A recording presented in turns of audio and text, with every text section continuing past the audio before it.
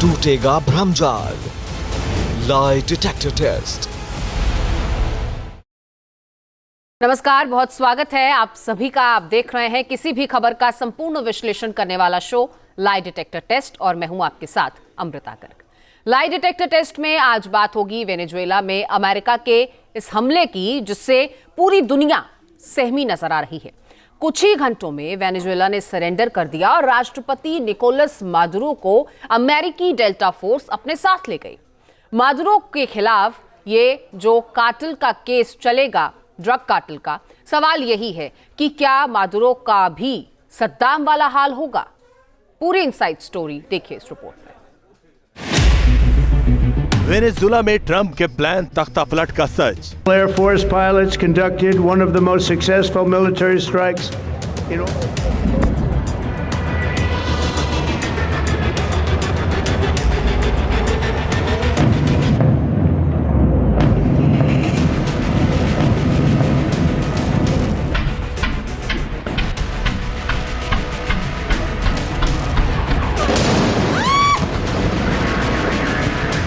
America जो कहता है वो करके दिखाता है। वेनेजुएला के आसमान में बरसता बारूद इस बात की गवाही दे रहा है।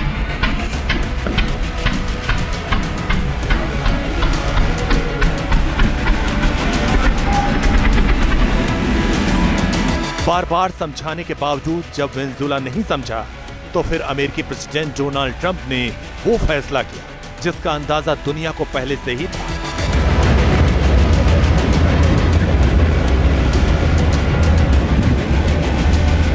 सबसे खूंखार डेल्टा फोर्स मिशन पर उतरी और पलक झपकते ही वेनेजुएला के राष्ट्रपति और उनकी पत्नी को उठाकर ले गए। इस दौरान परिंदा भी पर नहीं मार पाया।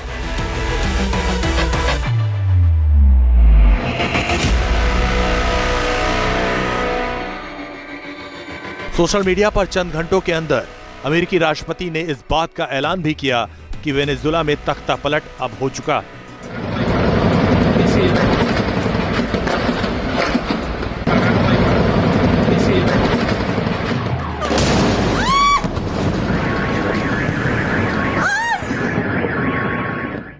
मादुरो को बंधक कैसे बनाया गया और इसके पीछे का प्लान अब सामने आ चुका है। जैसे ही वेनेजुएला में शनिवार का सूरज उगा, आसमान से अमेरिकी फाइटर ने ताबड़तोड़ बमों की बारिश कर दी।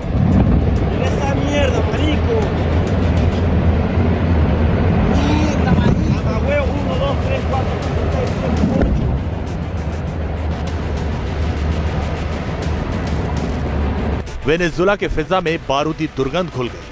वेनेजुएला की राजधानी कराकस जोरदार बमबारी से दहल उठी।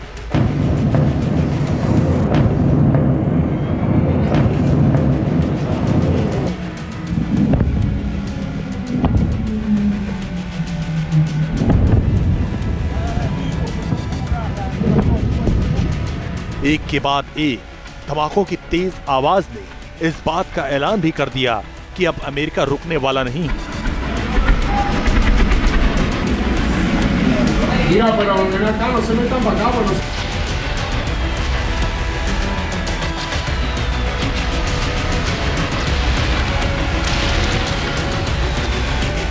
मीडिया रिपोर्ट्स के मुताबिक सबसे पहले अमेरिकी सेना ने वेनेजुएला के रक्षा मंत्रालय के मुख्यालय पर जोरदार हमला किया। रक्षा मंत्रालय के अंदर एक के बाद एक कई धमाके सुने गए।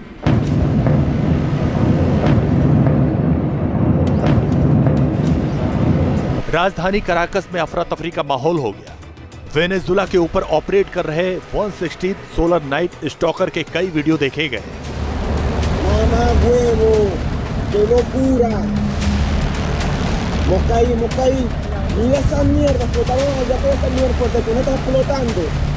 कई रिपोर्ट्स बता रही कि कराकस में कम से कम 7 धमाके हुए और कम ऊंचाई पर उड़ान भरते हुए विमानों को देखा गया।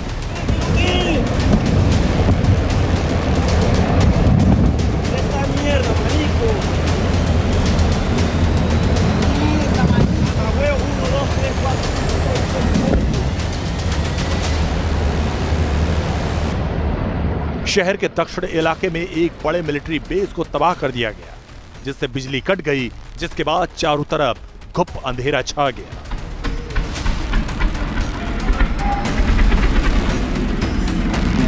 Mira, pero ven acá, no se metan para acá, no sabemos qué hay ahí.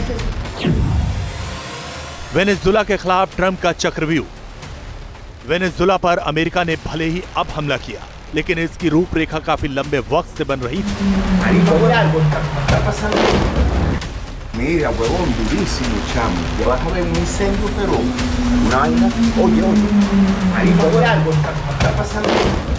Venezuela पर हमले की स्क्रिप्ट उस दिन पूरी हो गई जब अमेरिकी राष्ट्रपति डोनाल्ड ट्रंप ने फेंटेनाइल को वेपन ऑफ मास डिस्ट्रक्शन घोषित किया।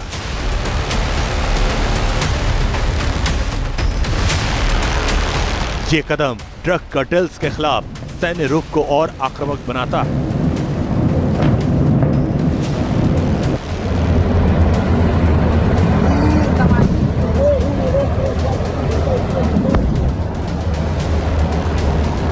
Mira esa mierda, explotaron allá toda esa mierda, porque tú no estás explotando. Marico, se prendió el peo en esta mierda, ¿oyó? Trump प्रशासन पहले ही ड्रग तस्करों को आतंकी बता चुकी थी। खुद देखिए ट्रंप ने फेंटेनाइल को लेकर क्या कहा था।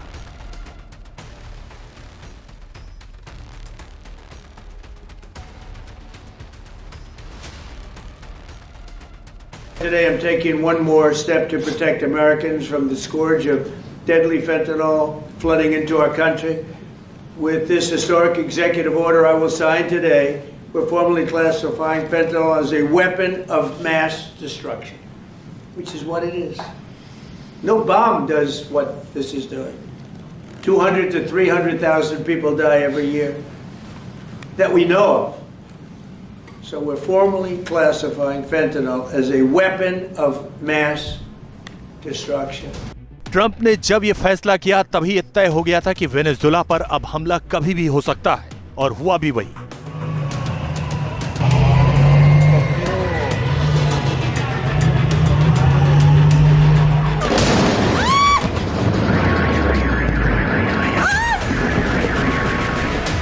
नए साल में अमेरिका ने वॉर का नया फ्रंट खोल दिया, जिसमें अमेरिका सीधे तौर पर शामिल है।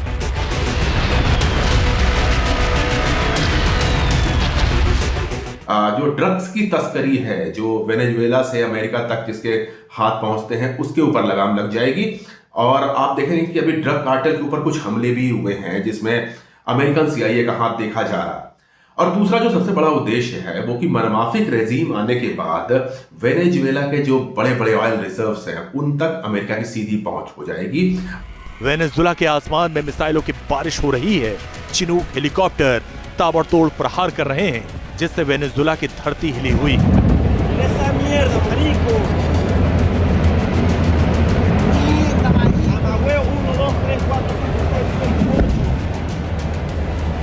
अमेरिका के पहले ही प्रहार में वेनेजुला घुटने पर आ गया था। इसकी वजह है कि अमेरिका ने रणनीतिक ठिकानों पर हमला बोला।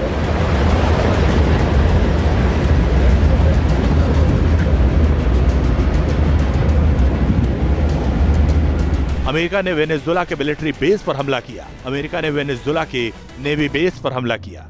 अमेरिका ने वेनेजुला के एयर बेस पर हमला किया।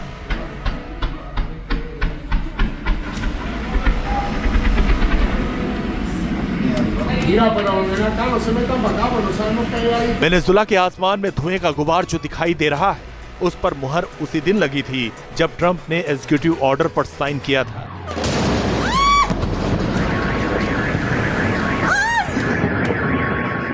फेंटेनाइल और उसके कच्चे केमिकल को वेपन ऑफ मास डिस्ट्रक्शन यानी सामूहिक विनाश का हथियार घोषित किया गया था। अमेरिका ने ऐसा ही चक्रव्यूह सद्दाम हुसैन के खिलाफ भी रचा था।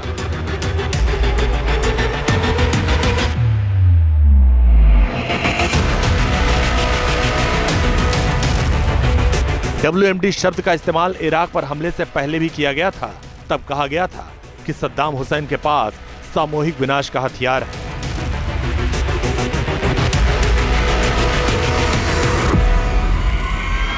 ट्रंप प्रशासन का यह कदम ड्रग तस्करों और कार्टेल के खिलाफ तेजी से सख्त होती भाषा और नीति का नया संकेत माना जा रहा है, जिसके बाद अब यह तय हो चुका था कि वेनेजुला का हाल इराक जैसा होने वाला है।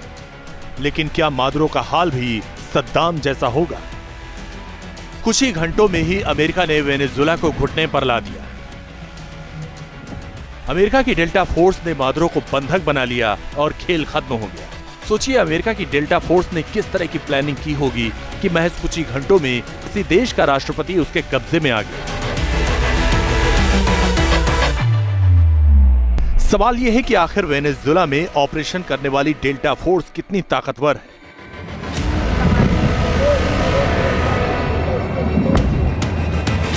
डेल्टा फोर्स अमेरिकी सेना की एक स्पेशल यूनिट है जिसे काफी हद तक सार्वजनिक रूप से छिपा कर रखा गया है, लेकिन तकनीकी रूप से यह फोर्स अमेरिकी सेना की एक टुकड़ी है।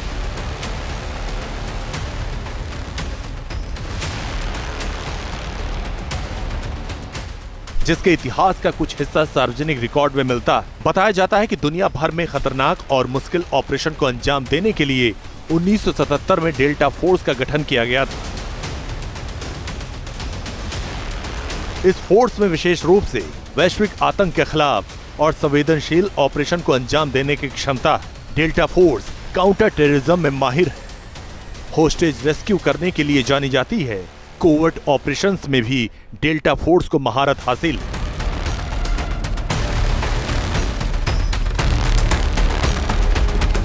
डेल्टा फोर्स ने अफगानिस्तान में अलकायदा के खिलाफ ऑपरेशन किया था।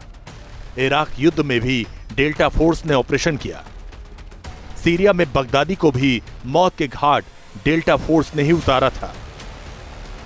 और अब डेल्टा फोर्स ने वेनेजुएला में ऑपरेशन किया और कुछ ही घंटों में निकोलस मादुरो को अपने कब्जे में ले लिया। डेल्टा फोर्स जिस भी ऑपरेशन को अपने हाथ में लेती है उसको मुकम्मल अंजाम तक पहुंचाकर ही दम लेती है। लेकिन सबसे बड़ा सवाल यही है कि वेनेजुएला पर अमेरिका ने हमला क्यों किया? क्या वाकई मादुरो के पास WMD था या फिर वेनेजुएला के तेल पर ट्रंप की नजर है? वेनेजुएला पर जब से अमेरिका ने हमला किया है, मादुरो को अपने कब्जे में लिया है, तभी से ये चर्चा तेज हो गई है। खासकर WMD यानी वेपन ऑफ मास डिस्ट्रक्शन को लेकर चर्चा तेज है कि ट्रंप ने फेंटेनाइल और उसके कच्चे केमिकल को वेपन ऑफ मास डिस्ट्रक्शन हथियार घोषित किया था, जिसके बाद यह तय हो गया था कि वेनेजुएला पर अमेरिका हमला करेगा और मादुरो का गेम ओवर करेगा। हुआ भी वही।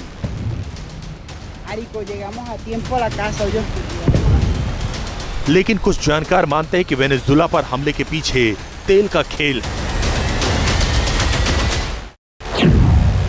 वेनेजुएला के काले सोने पर ट्रंप की नजर। साउथ अमेरिकी देश वेनेजुएला, जो अपनी प्राकृतिक संपदा के लिए जाना जाता है, इस समय बारूद के ढेर पर बैठा हुआ है। वेनेजुएला की कहानी किसी विडंबना से कम नहीं है, क्योंकि इतना प्राकृतिक संपदा होने के बावजूद भी वेनेजुएला में महंगाई दर 49% के करीब है।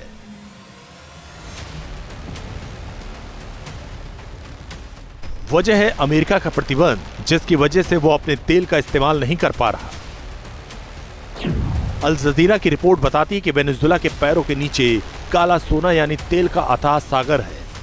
आंकड़ों पर नजर डालें तो वेनेजुएला के पास 2023 तक करीब 303 बिलियन बैरल का प्रमाणिक तेल भंडार था।